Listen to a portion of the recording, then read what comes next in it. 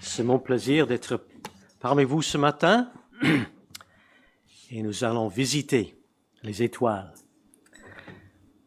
les feux d'artifice de Dieu, l'univers, sa grandeur, sa splendeur. Et c'est vrai que les cieux, ils racontent la gloire de Dieu. Nous allons voir la gloire de Dieu ce matin. Mais on commence avec la parole de Dieu. Psaume 19. Au chef des chantres, psaume de David. Les cieux racontent la gloire de Dieu et l'étendue manifeste l'œuvre de ses mains. Le jour en instruit un autre jour, la nuit en donne connaissance à une autre nuit. Ce n'est pas un langage, ce ne sont pas des paroles, dont le son ne soit point entendu. Leur retentissement parcourt toute la terre, leurs accents vantent aux extrémités du monde. Où il a dressé une tente pour le soleil, et le soleil semblable à un époux qui sort de sa chambre, s'élance dans la carrière avec la joie d'un héros. Il se lève à une extrémité des cieux et achève sa course à l'autre extrémité.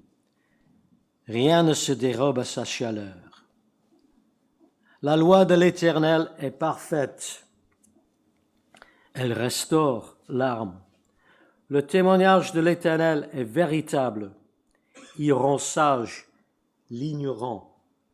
Les ordonnances de l'Éternel sont droites et réjouissent le cœur. Les commandements de l'Éternel sont purs, il éclaire les yeux. La crainte de l'Éternel est pure, elle subsiste à toujours. Les jugements de l'Éternel sont vrais, ils sont tous justes. Ils sont plus précieux que l'or, que beaucoup d'or fin. Ils sont plus doux que le miel, que celui qui coule des rayons. Ton serviteur aussi en reçoit instruction. Pour qui les observe, la récompense est grande. Qui connaît ses égarements? Pardonne-moi ce que j'ignore. Préserve aussi ton serviteur des orgueilleux, qu'il ne domine point sur moi. Alors je serai intègre, innocent de grands péchés. Reçois favorablement les paroles de ma bouche et les sentiments de mon cœur, ô Éternel, mon rocher et mon Rédempteur. Prions ensemble. Seigneur, nous te remercions pour ta parole et nous te prions au nom de Jésus que tu sois au milieu de nous, que ta présence sera connue en cette réunion ce matin, que tu sois avec nous, que tu nous bénisses chacun, que tu nous sauves, que tu nous gardes, que tu nous sanctifies, au nom de Jésus. Amen. Amen. Alors, le système solaire, on est ici, à Paris, et autour de nous, dans les cieux, il y a les planètes. Je regarde les planètes là-bas. Et la Terre a juste la bonne distance du Soleil. Elle a juste la bonne masse. Alors, la force de gravité n'est pas trop grande ni trop petite. La Terre possède juste la bonne atmosphère, remplit les poumons. C'est l'atmosphère que Dieu a mis en place pour nous. La Terre possède une température convenable. C'est pas trop chaud, c'est pas trop froid. Et la nourriture est de l'eau. Elle a de la ratatouille aussi, dont j'ai profité. Et on a de l'eau pour boire. Nous avons une lune qui dirige les marées. Voilà notre planète. C'est comme dans l'histoire Boucle d'or, où tout était parfait. parce que tout était mis en place par quelqu'un d'autre. C'est le Seigneur qui a fait ça. Dieu a fait notre planète pour nous. Mais regarde notre étoile, le Soleil. Si tu as la capacité de bouger la Terre vers le Soleil, voilà la grandeur du Soleil en comparaison avec la Terre. Merci Seigneur que nous ne sommes pas si proches que ça. Le Soleil, 1,4 million de kilomètres de diamètre, la Terre, 30 000 kilomètres de diamètre. Alors, si tu avais 300 000 terres, il faut pour remplir le Soleil des terres. C'est si grand que ça. Mais, et voilà le Soleil en comparaison avec toutes les planètes, mais il y a les étoiles qui sont plus grandes que le Soleil. Si tu regardes dans le ciel le soir, tu peux voir Orion. Alors le chasseur, il est mentionné dans le livre de Job. Il a regardé la même étoile que vous. Il faut regarder vers le sud-ouest. Où est le sud-ouest? C'est par là? Oui, c'est par... Alors, dans janvier, les mois janvier jusqu'à mars, tu peux voir Orion. Et il est là. Il avait 3 étoiles. C'est comme la ceinture d'Orion, c'est 3 étoiles. Ici, les 3 étoiles comme ça, c'est très facile à regarder. Voilà sa ceinture. Voilà son épée. Voilà sa main droite. Voilà son pied, Regal. Voilà sa main gauche. Et il y a les étoiles ici, tu peux en voir, c'est comme un arc. Et le chasseur, il tire son arc pour lancer une flèche vers un bout. Et ici, on a son chien. Il est un chasseur avec son chien, Canis. Et c'est comme ça que les anciens, ils ont remarqué, ils ont nommé les constellations dans l'univers. Et voilà Orion. Mais il y a quelques étoiles dans la constellation d'Orion qui sont très importantes. Regarde, alors je fais ici. Comme j'ai dit, ça c'est son épaule, ça c'est sa main, ça c'est son arc. Regal, son pied, et les ceintures et son épée, c'est comme ça. Voilà Orion. Alors, le main d'Orion, il s'appelle Betelgeuse. Betelgeuse, c'est un nom arabe. Est-ce qu'il y a quelqu'un qui parle arabe? Peut-être vous connaissez cette parole. C'est une étoile, mais c'est super géant.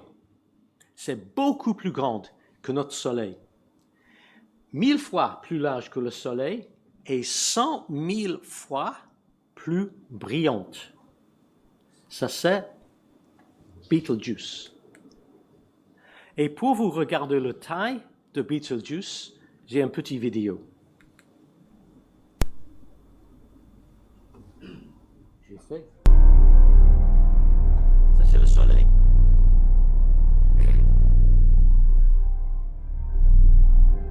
Ça, c'est les planètes.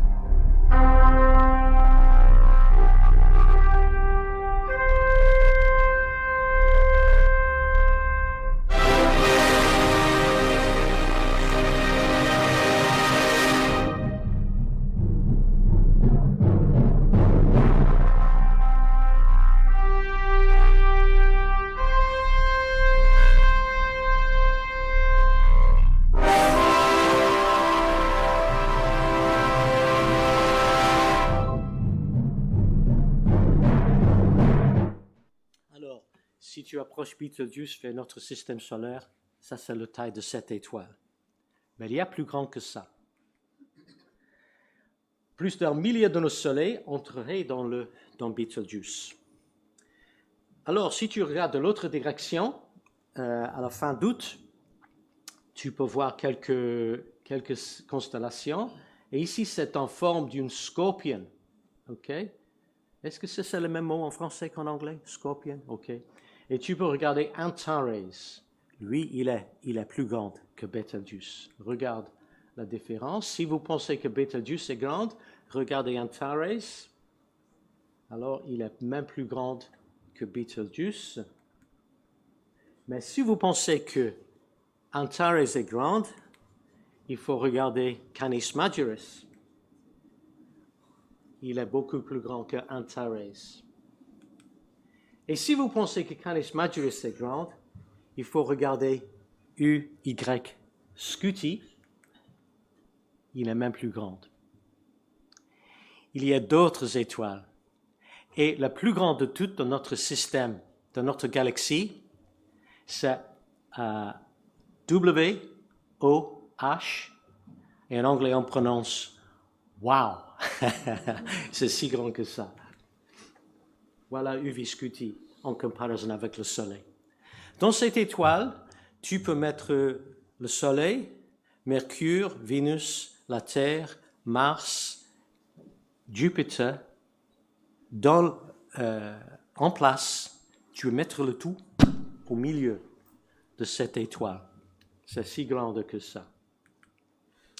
Et si vous pensez que UV Scuti est grande, il faut réfléchir la Voie lactée. Toutes les étoiles que nous avons considérées jusqu'à maintenant, le matin, ils sont contenus dans notre la Voie lactée. Et pour voir la Voie lactée, il faut aller loin de Paris ou Londres, il faut aller dans la campagne et regarder. C'est mieux si vous restez sur le dos, dans la campagne, on regarde. Après quelques instants, vos yeux, vous pouvez voir une bande des étoiles. Voilà la Voie lactée, notre galaxie. Toutes les étoiles que nous avons déjà considérées font partie de la Voie lactée. C'est un film.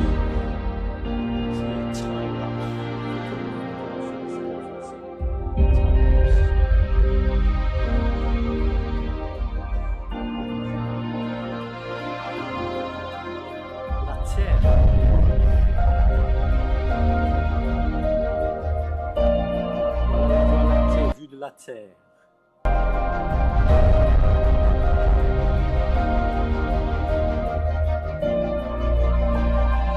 Notre planète, c'est comme un spaceship qui passe par la galaxie.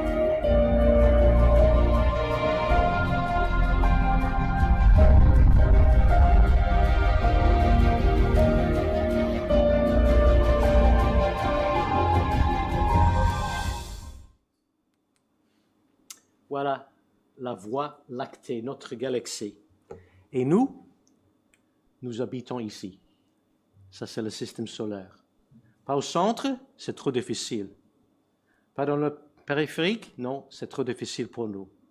Mais nous habitons juste au bon point pour que nous puissions voir les choses. Si on habitait ici, on ne verra rien du tout. Mais si on est ici pour regarder les étoiles, alors c'est dans le plan de Dieu que nous, les êtres humains, va regarder sa splendeur. 200 billions d'étoiles. 100 000 années-lumière de largeur. C'est-à-dire, si tu étais ici et tu allumes sa lampe de poche, tiens, alors il faut 100 000 années pour que la lampe de poche arrive ici, la vie dans la lumière de poche arrive ici. C'est si grande que ça. Et toutes les étoiles, Betelgeuse et tous les autres sont là. Et le système solaire, 30 000 années-lumière du centre, c'est une possibilité astronomique, c'est possible. Mais regarde ça. Notre galaxie, c'est une des millions dans l'univers. Une des millions. Et si vous pensez que ça, c'est grand, il y a des galaxies qui sont même plus grandes que ça. Difficile à comprendre. Les cieux, ils racontent la gloire de Dieu. Psaume 19. Alors.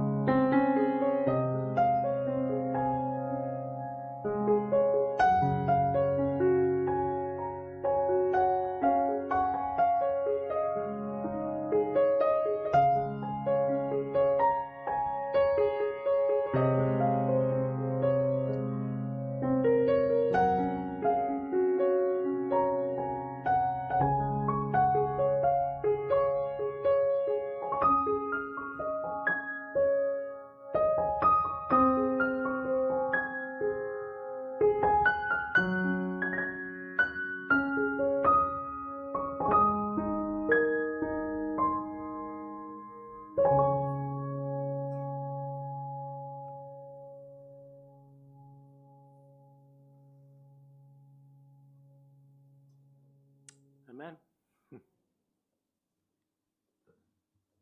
Regardons la parole de Dieu.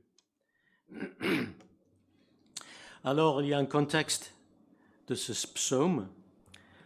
David, le roi d'Israël, était autrefois un berger dans les collines autour de Bethléem, où le lieu de sa naissance. Et la nuit, sur les collines, il peut observer un coucher du soleil, les étoiles, et le matin, le lever du soleil. Comme vous ou comme moi, il a regardé les mêmes choses. Et il a fait ce psaume sous l'inspiration du Saint-Esprit. Les cieux racontent les gloires de Dieu. Nous allons considérer ce matin, le langage du ciel. La beauté, la gloire, la majesté, la puissance, la sagesse et le changement infini dans ce langage. Première question, que dit le ciel? D'abord, le ciel dit qu'il y a un Dieu. Le ciel raconte la gloire de Dieu. Il y a un Dieu. C'est impossible de nier qu'il y a un Dieu. Si vous niez ce matin qu'il y a un Dieu, vous mentez. You're lying to yourself. Il y a un Dieu. Deuxièmement, il est glorieux. Nous avons regardé un peu de sa gloire. Et nous le savons tous d'univers. Chaque jour, il y a une nouvelle révélation des télescopes qui maintenant sont sur place, hors de l'atmosphère de la Terre, le James Webb Telescope et le Hubble Telescope, pour regarder si loin. Et nous n'avons pas vu les extrémités de l'univers. Il y a un Dieu et il est glorieux. C'est évident qu'il est puissant. Il a mis en place toutes choses. Il dit dans le psaume, « Les cieux racontent la gloire du Dieu et l'étendue manifeste l'œuvre de ses mains. » Ce que nous avons vu ce matin dans le film, dans les vidéos, sont les œuvres de sa main. Il parle, il communique, c'est-à-dire il veut communiquer avec nous. Il se révèle par la création qu'il a fait. Le jour en instruit un autre jour, et la nuit donne connaissance à une autre nuit. Ce n'est pas un langage, ce ne sont pas des paroles. Il parle clairement et il parle à tous. Ils ne sont pas en langage que le son ne sont point entendus. Le retentissement parcourt toute la terre. Les accents vont aux extrémités de la terre. Tout le monde peut comprendre qu'il y a un Dieu, qu'il est glorieux, qu'il est puissant. Il parle clairement par sa création. Et son message est positif. Il est grand, il est glorieux, mais il est bon. Il a mis tout en place pour nous. Nous sommes juste dans la bonne position pour apprécier tout ça. Nous sommes juste dans une bonne planète pour réjouir de tout ce qu'il a fait. Le message des cieux, c'est positif. Il est bon. Et il est inéchappable.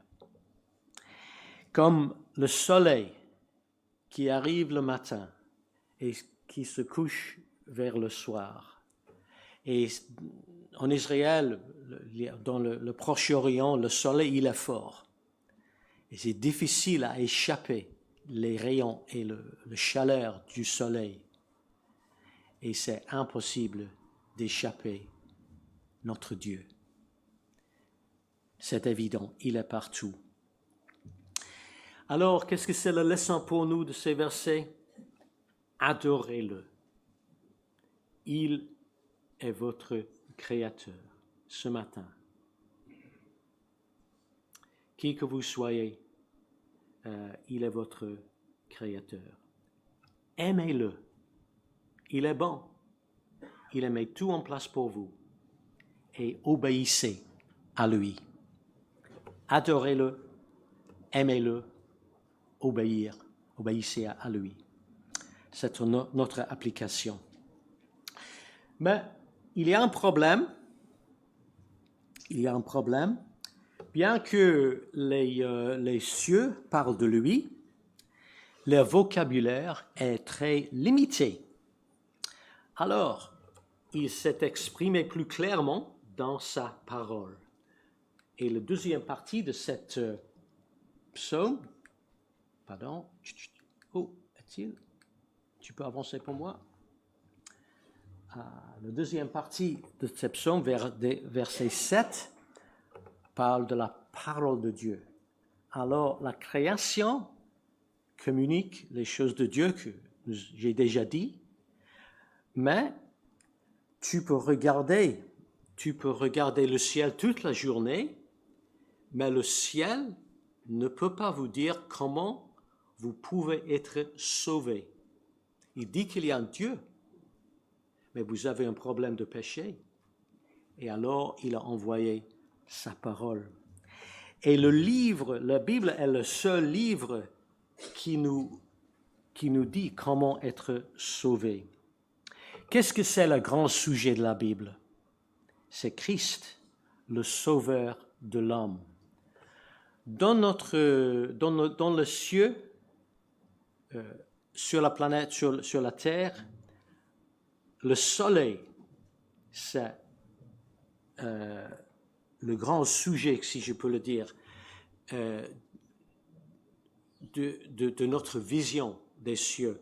Et tout comme le soleil est au ciel pendant la journée, ainsi que le Christ est dans les Écritures. Si tu sors, tu regardes le soleil. Si tu vas dans les Écritures, vous allez rencontrer Christ. Ainsi est le Christ dans l'Écriture comme le soleil dans notre psaume. Il est la raison de la révélation. Il est le héros de chaque histoire. Il est le centre de chaque mouvement. Il est la mélodie derrière la musique des psaumes. Il est le Aleph et le Tav. Il est le Alpha et le Oméga. Il est le commencement et la fin. La Bible parle de sa grandeur. Il est grand comme Dieu parce qu'il est lui-même Dieu. Il est Dieu le Fils. Il est la parole de Dieu le Père. Et les Écritures parlent de sa gloire comme le Fils unique de Dieu, de sa bonté. Il est bon envers tous. La Bible parle de sa grâce. Lisez-le. Alors, qu'est-ce que c'est l'application pour nous? Lire la Bible chaque jour de ta vie. Lisez-la quotidiennement. Écoutez la prédication de la parole de Dieu chaque dimanche. Il faut que vous soyez là pour écouter le message de Dieu régulièrement, autant que possible. Écoute la parole de Dieu. Méditez-la fréquemment, chaque jour.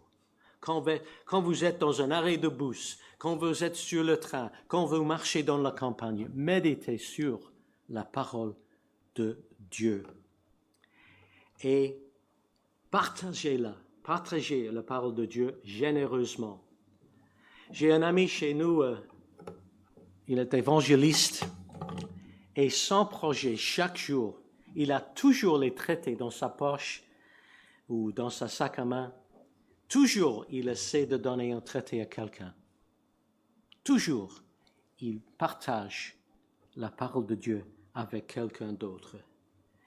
Et je vous conseille fortement, les amis, en tant que chrétiens, de consacrer une partie de votre journée. Je recommande le matin, avant le jour ait commencé, et avec la parole de Dieu, toi et Dieu. Pour moi, c'est toi, moi, Dieu et une tasse de thé, c'est tout. Hein.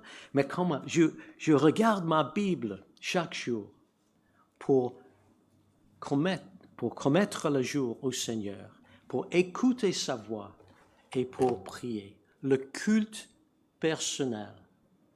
Les amis, si je peux recommander que vous faites cela chaque jour, commencez chaque jour avec le Seigneur et sa parole. Ayez un plan pour la lecture de toute la Bible. Ce n'est pas difficile. Un chapitre par jour. Tu arriveras à la fin après 3 ans. 2 chapitres après 18 mois. Si tu prends 3 chapitres par jour, 2 de l'Ancien Testament, 1 du Nouveau Testament, presque juste plus qu'un an, tu auras fini la Bible complète.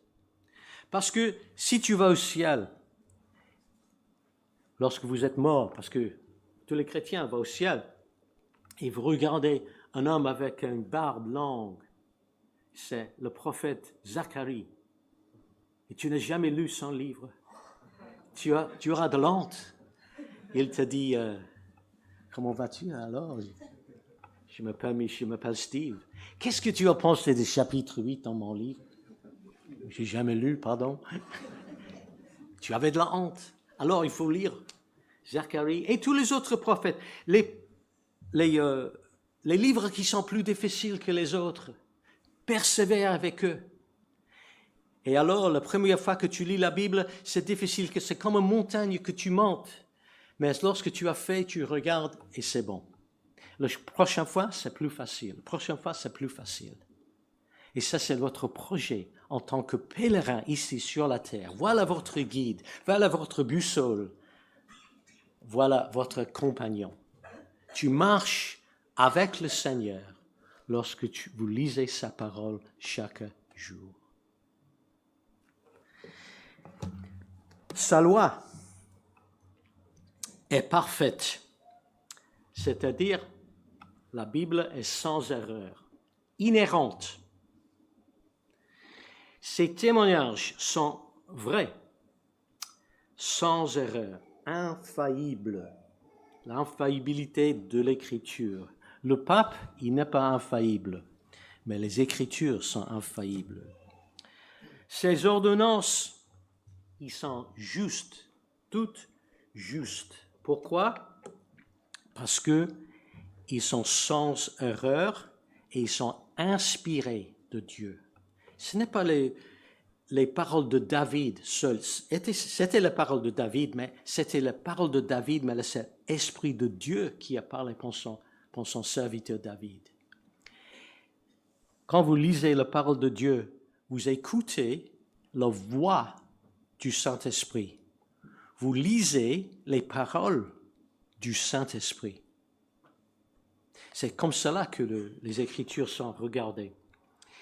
Ces ordonnances sont justes parce qu'ils sont inspirés. Ces commandements sont purs, bénéficiels pour nous. Ils sont pour notre bien. Dieu a donné les commandements. Mais si vous péchez, qu'est-ce que vous faites contre lui? Rien du tout. Ils sont pour votre bénéfice, pas pour lui, et pour le bénéfice des autres. Les commandements sont pour nous guider, pour nous aider, pour nous diriger. Ils sont là pour nous. Les commandements sont purs pour notre bien. Sa parole est éternelle, elle subsiste pour toujours. Verset 10. Elle subsiste pour toujours. Un jour, lorsque Jésus sera revenu, le ciel, toutes les étoiles que nous avons vues, la terre, tout est passé. Mais la parole de Dieu est éternelle. C'est là pour toujours. Vous avez éternité dans votre main avec la parole de Dieu. C'est si grand que ça. Ses jugements sont fiables et sa parole est précieuse. On m'a dit que le prix de l'or dans les marchés du monde, en Angleterre, aux États-Unis, en France, ont doublé en 10 ans. Les hommes riches et les femmes riches, ils ont mis leur argent dans l'or.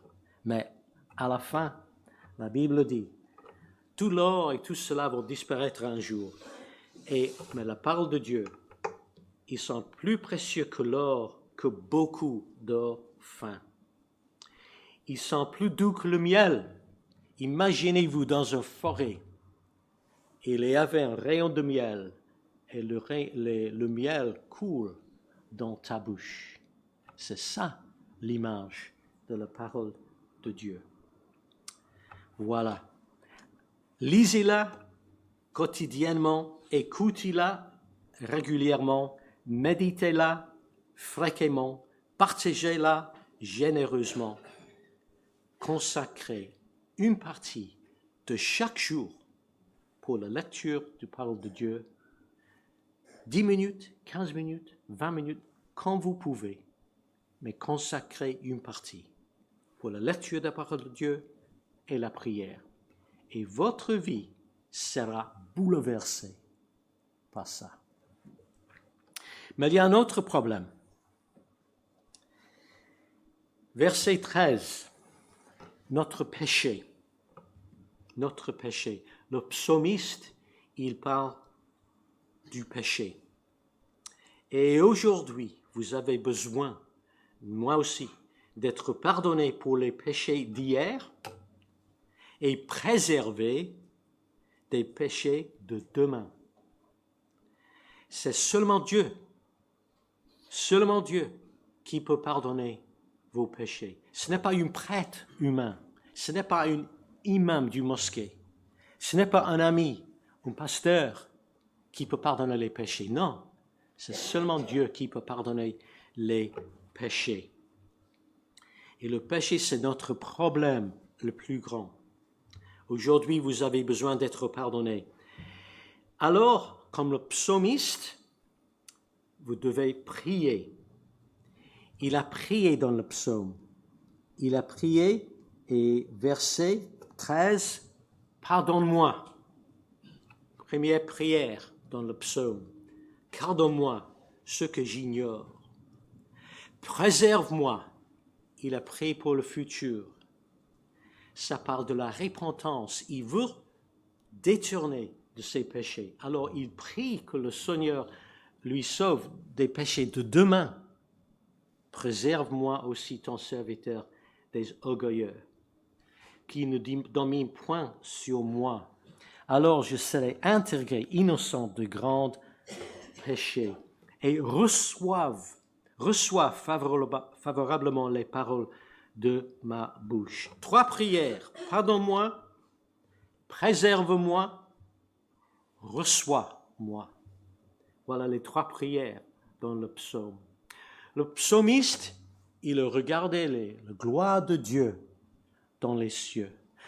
Le psalmiste, il connaît déjà les gloires de Dieu dans sa parole. Et qu'est-ce que c'est la réponse? La prière. Il se donne au Seigneur. Et le psaume se termine par un dernier regard sur le Christ.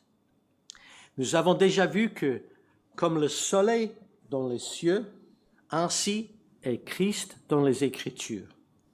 Mais il y a un autre regard sur le Christ, le dernier mot de ce psaume. Mon Rédempteur.